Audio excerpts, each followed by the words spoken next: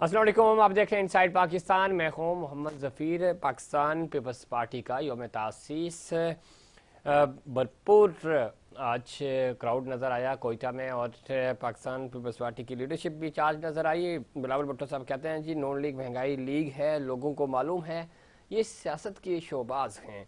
मुल्क में नई सोच और नई तर्ज सियासत की ज़रूरत है। और वो साथ ही साथ कह रहे थे नौजवानों की नुमाइंदगी कोई खिलाड़ी नहीं बल्कि मैं खुद करूँगा। बिलावल भुट्टो जरदारी साहब पिछले कई दिनों से मुस्लिम लीग नून के खिलाफ जारहाना हिकमत अमली अपनाए हुए हैं। दूसरी तरफ आसिफ अली जरदारी बैकफुट पे नज़र आते हैं। वो मफामत की सियासत कर रहे हैं अब तक और उस तरह का कोई उनकी स्टेटमेंट नहीं आ रही जिस तरह बिलावल आड़े हाथों ले रहे हैं मुस्लिम लीग नून को। आज भी उन्होंने तनकीद की। ये वो सारी तनकीद है जब 16 महीने खुद बिलावल भुट्टो साहब उस हुकूमत के वज़ीर ख़ारजा थे। अब देखना यह है कि ये सारी चीज़ें जो हो रही हैं ये किसके कहने पे हो रही हैं और क्यों ऐसा हो रहा है। और जब हुकूमत आपकी थी, आप उस हुकूमत का हिस्सा थे, तो फिर तनकीद किस बात की। ये बयानिया इतनी देर चलने वाला नहीं है। पाकिस्तान पार्टी को ज़ाहिर अपना इलेक्शन के वाले से एक वाज़ेह बयानिया बनाना होगा। आसिफ अली जरदारी कह रहे हैं कि बिलावल ने कम उम्र वज़ीर ख़ारजा बनकर पाकिस्तान की इज्जत बुलंद की। ये वो चीज़ है, एक तरफ वो दावे कर रहे हैं, क्रेडिट ले रहे हैं इसी हुकूमत का, और दूसरी तरफ उसी हुकूमत को डिसऑन कर रहे हैं, उसी हुकूमत के प्राइम मिनिस्टर को डिसऑन कर रहे हैं। तो ये चीज़ें अब इतनी आसान नहीं है। इसके ऊपर तनकीद भी हो रही है और इसके ऊपर बात भी होती है बहुत ज़्यादा। दूसरी तरफ अगर हम पाकिस्तान मुस्लिम लीग नून की बात करें तो सिंध में फोकस करना चाह रहे हैं। सिंध अगला टारगेट है, मियाँ साहब ने सिंध का रुख भी करना है। यहाँ पे बशीर अहमद साहब जो हालिया दिनों मुस्लिम लीग नून सिंध के सदर मुंतखब हुए हैं, वो ये कह रहे हैं कि यहाँ की जो ब्यूरोक्रेसी है वो पाकिस्तान पीपल्स पार्टी को सपोर्ट करती है। निगरान वज़ीर जो वज़ीर आला हैं वो भी टिल्ड हैं पाकिस्तान पाकिस्तान पार्टी की तरफ, और वो ये चाहते हैं कि सिंध में हमें लेवल प्लेइंग फील्ड मिलनी चाहिए, और इस सिलसिले में वो इलेक्शन कमीशन से रजू भी कर चुके हैं। अब ये देखना है कि चूँकि Pakistan Peoples Party overall level playing field मांग रही है, मुस्लिम लीग नून सिंध में लेवल प्लेइंग फील्ड मांग रही है। ये इश्यूज़ क्या हैं, ये जब हम एक सूबे की हद तक बात करते हैं तो ये सारी चीज़ें डिस्कस होती हुई हमें नज़र आ रही हैं। साथ ही साथ जिस तरह का मोमेंटम और जिस तरह सज़ाएँ जितनी तेज़ी से रिलीफ मुस्लिम लीग नून को मिल रहा है, उनकी क़यादत को मिल रहा है, इसके ऊपर तमाम ही पॉलिटिकल स्टेक होल्डर्स के तहफ़्फ़ुज़ात हैं। आज सिराजुल हक अमीर जमात इस्लामी पाकिस्तान वो कह रहे हैं जी मुल्क लूटने वाले कह रहे हैं कि हमें दोबारा वज़ीर-ए-आज़म बनाया जाए, और बनाने की तैयारियां हो रही हैं, यकीन दहानियाँ हो रही हैं। तो ये उनके वो कह रहे हैं कि ऐसा नहीं होना चाहिए। जिन लोगों ने मुल्क को नुकसान पहुंचाया वो दोबारा वज़ीर-ए-आज़म कैसे बन सकते हैं और उनको क्यों बनाया जा रहा है। पिछले कई दिनों से अमीर जमात इस्लामी सिराजुल हक साहब ये कह रहे हैं क्या जो इस तरह की जमातें हैं पेश आने वाले इंतखाबात में बनेगा। चूँकि जब निगरान सेटअप था तो तब से तो इस तरह की चीज़ें आ भी रही थी कि शायद कोई स्टेट पॉलिसी चेंज हो रही है, लेकिन फिल वक्त जिस तरह का मोमेंटम है वो तो मुस्लिम लीग नून के हक में है। अब ज़रा जब पोलिंग होगी तो ही पता चलेगा, लेकिन बज़ाहिर जो चीज़ें हैं, जिस तरह की शमूलियत है, लोग जा रहे हैं मुस्लिम लीग नून की तरफ, तो ये सारी चीज़ें बता रही हैं। तो यही वजह है कि दूसरी जो अपोजिशन दूसरी जमातें जो हैं, चाहे वो पाकिस्तान पार्टी हो या जमात इस्लामी हो या दीगर जमातें, तो वो तनकीद कर रही हैं बराह रास्त मुस्लिम लीग नून पे। तो इसका मतलब ये है कि कुछ ना कुछ तो मामला गंभीर है। इस पर मज़ीद बात करेंगे। हमें ज्वाइन किया जनाब सदीकुल फारूक साहब ने, सीनियर सियासतदान है, सीनियर रहनुमा है मुस्लिम लीग नून के। सदीकुल फारूक साहब खुश आमदीद कहते हैं आपको प्रोग्राम में। सदीकुल फारूक साहब आवाज़ आ रही है आपको? जी आ रही है जनाब खुश आमदीद कहते हैं आपको प्रोग्राम में। किस तरह देखते हैं, एक तरफ नवाज शरीफ साहब को जो अदालतों से रिलीफ मिल रहा है उसको लिंक किया जा रहा है कि शायद कि ये सब कुछ किसी डील का नतीजा है। आपके इत्तेहादी, कोई ज़्यादा दूर नहीं, 16 महीने आपके इत्तेहादी थे। और सिर्फ एक बयान मैं पढ़ के सुना देता हूँ कि आज भी आसिफ अली जरदारी, चूँकि योम तासीस मनाया जा रहा था कोयटा में, जलसे से खिताब किया जरदारी साहब ने भी, बिलावल भुट्टो साहब ने भी। जरदारी साहब ये कहने कि बिलावल ने कम उम्र वज़ीर ख़ारजा बनकर पाकिस्तान की इज़्ज़त बुलंद कर दी। और ख़ुद बिलावल भुट्टो साहब कहते थे कि शहबाज शरीफ साहब जो हैं वो मुस्लिम लीग नून के कम और पाकिस्तान पीपल्स पार्टी के ज़्यादा वज़ीर आज़म है। वो उन्होंने फ्लोर पे ये बात की थी, आपने भी देखी सुनी होगी। तो ये सारी चीज़ें होने के बावजूद आज वो ये कह रहे हैं कि ये सब कुछ जितना कुछ भी हो रहा है, ये सारा रिलीफ और जो महंगाई है, आपको नॉन लीग नहीं बल्कि वो महंगाई लीग कह रहे हैं बिलावल भुट्टो साहब। यानी 16 महीने साथ रहे, वजारत खारजा बहुत अच्छी रही, उसी कैबिनेट का वो हिस्सा थे। लेकिन वो जो छोटा सा हिस्सा है अपना, उसमें तो वो खुश हैं, उसका क्रेडिट ले रहे हैं। लेकिन जो पूरी हुकूमत है और जिस कप्तान के नीचे वो वज़ीर ख़ारजा थे, वो कह रहे हैं कि वो सबसे बड़े और सबसे ज़्यादा जिम्मेदार हैं इस सारी गंभीर सूरत हाल के। सदीक उल फारूक साहब।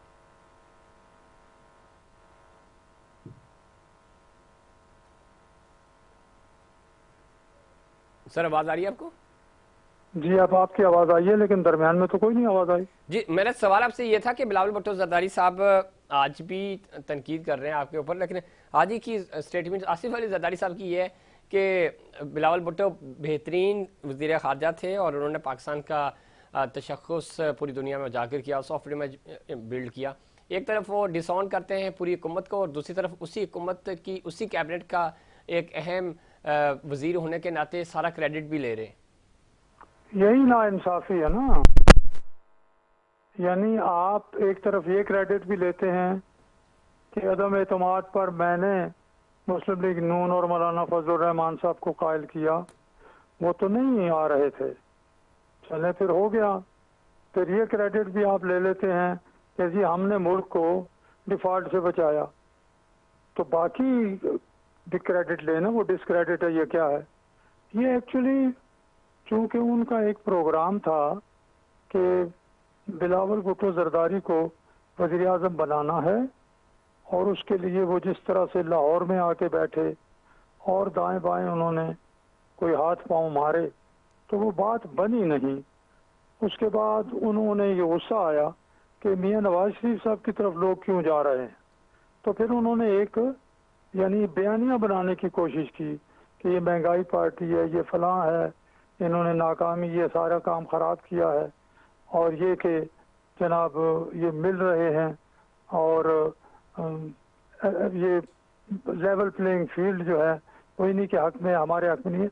तो ये बयानियाँ ताकि शिकस्त तो उन्हें होनी है, बिलावल भुट्टो ने इंशाल्लाह वज़ीर आज़म बनना ही नहीं है, तो वो ये कहेंगे कि नहीं जी ये मियां नवाज शरीफ और मुस्लिम लीग नून ने हमारी राह खोटी की है।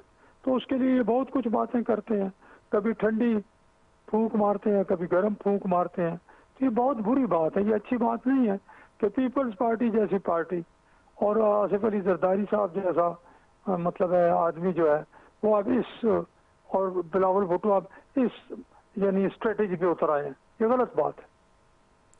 बिल्कुल ठीक है, लेकिन इस तरह पॉलिसी चलती नहीं है, चीज़ें आपको अपना बयानियत देना होगा। आपके पास इतना अच्छा क्राउड सामने बैठा हुआ है, योम तासीस है, आप एक नए जन्म की बात कर रहे होते हैं, एक नए अज़्म और नए हौसले की बात कर रहे होते हैं, तो ये सारी चीज़ें क्यों मिसिंग है? ये पाकिस्तान पीपल्स पार्टी से भी मैं पूछूंगा और आप से भी, और साथ ही मैं ज़िम्मन ऐड कर देता हूँ इसमें। तासुर ये दिया जा रहा है, पाकिस्तान पीपल्स पार्टी आज भी ये समझ रही है कि मियां नवाज शरीफ साहब को जो रिलीफ भी मिल रहा है वो डील का नतीजा है।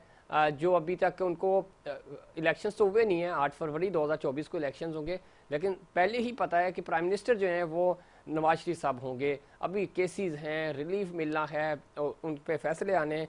तो ये सारी चीज़ें, ये तासुर क्यों बिल्ड हो रहा है जनाब सदीक उल फारूक साहब? बिल्ड हो नहीं रहा, कोशिश कर रहे हैं लेकिन ये बिल्ड नहीं हो सकता। नवाज शरीफ साहब जेल में रहे, लंदन से आए, बेटी के साथ फिर जेल चले गए, उनकी अहलिया फौत हो गई, जेल से उनकी बात नहीं कराई गई, उनकी हुकूमत ख़त्म की गई अकामा पर। ये सारे मुकदमे 100 20 से ज्यादा पेशियां उन्होंने भुगती, डेली बेसिस पे मुकदमे उन पर चलते रहे और झूठे मुकदमे उन पर बनाए गए। तो ये सारा जुल्म कहाँ गया? अब जब सवाल पूछे हैं नैब से हाई कोर्ट ने कि इसका सबूत लाओ, इसका सबूत लाओ, कहाँ है सबूत? सबूत ही नहीं है वहाँ रिकॉर्ड पर। और अपने मर्जी के जजों से सजाएं दिलवाई, उसमें भी ये एक फैसला जो है वो मौजूद है कि जनाब करप्शन साबित नहीं हुई। बियॉन्ड मीन्स अगर आपने कुछ असासे की बात की है, सबूत साथ नहीं लगाए, तो उन्होंने तो खारिज ही होना है भाई। ठीक। दूसरी दूसरी तरफ किस तरह देखते हैं सिंध में अभी तक, जब हम सिंध की बात कर रहे हैं तो सिंध के अंदर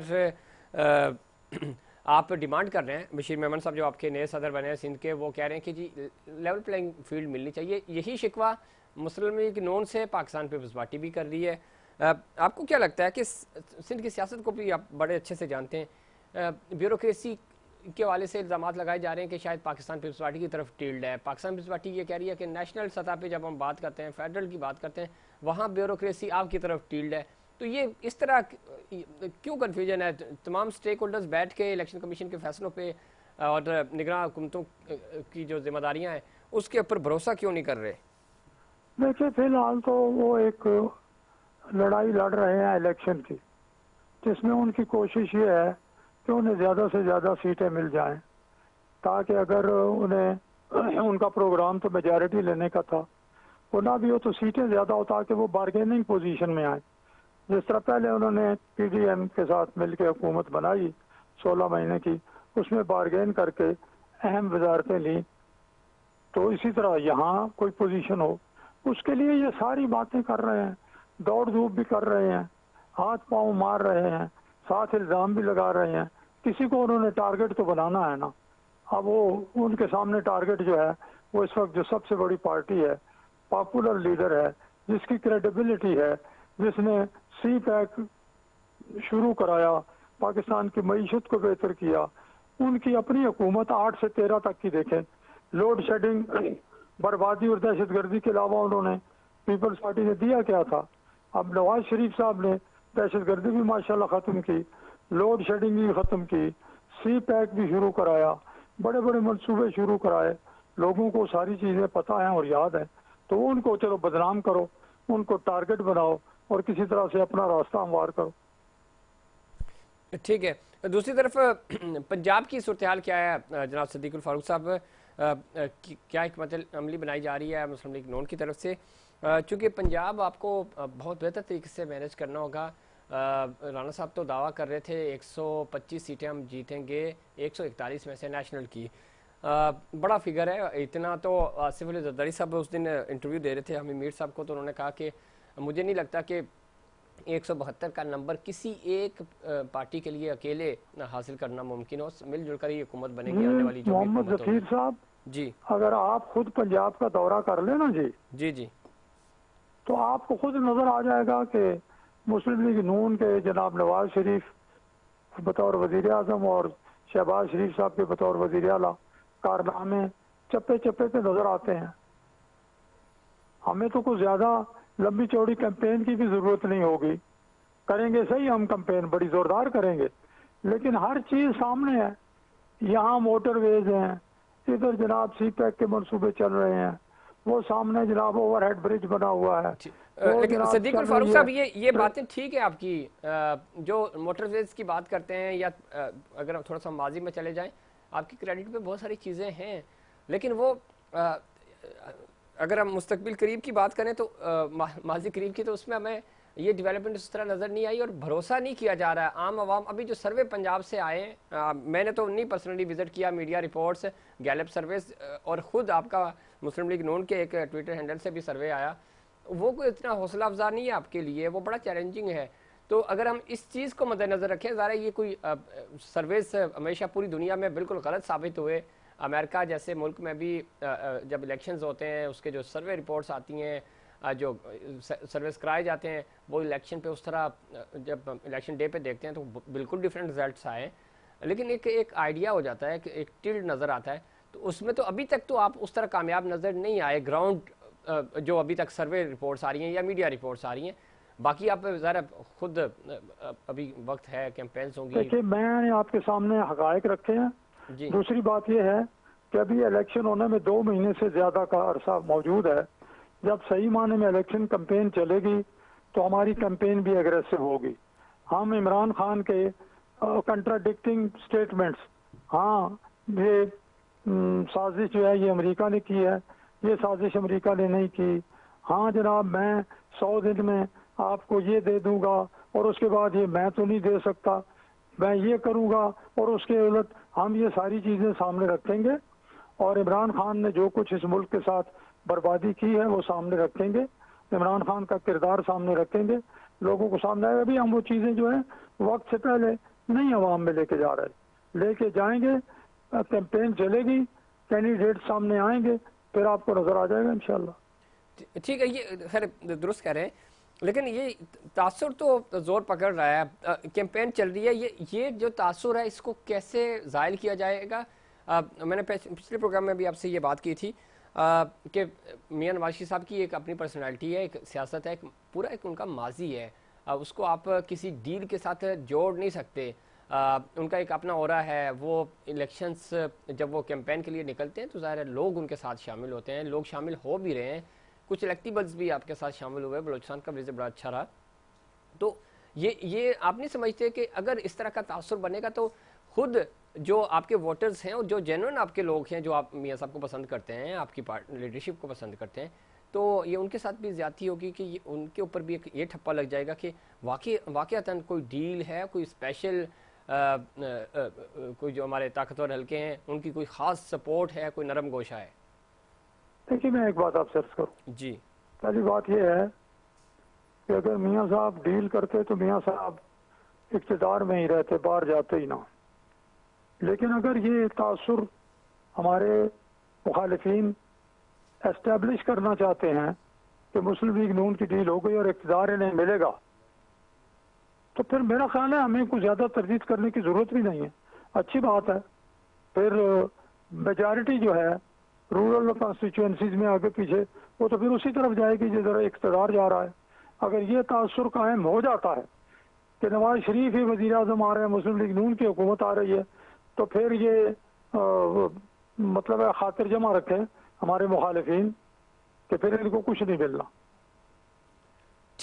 ठीक है। दूसरा, ओवरऑल आपको लगता है कि अब तो मायूसी की खैर कोई बात करनी नहीं चाहिए, तमाम चीज़ें ठीक हैं, 8 फरवरी इंशाल्लाह ताला पाकिस्तान में एक नए पार्लिमानी साल के आगाज़ का दिन साबित होगा?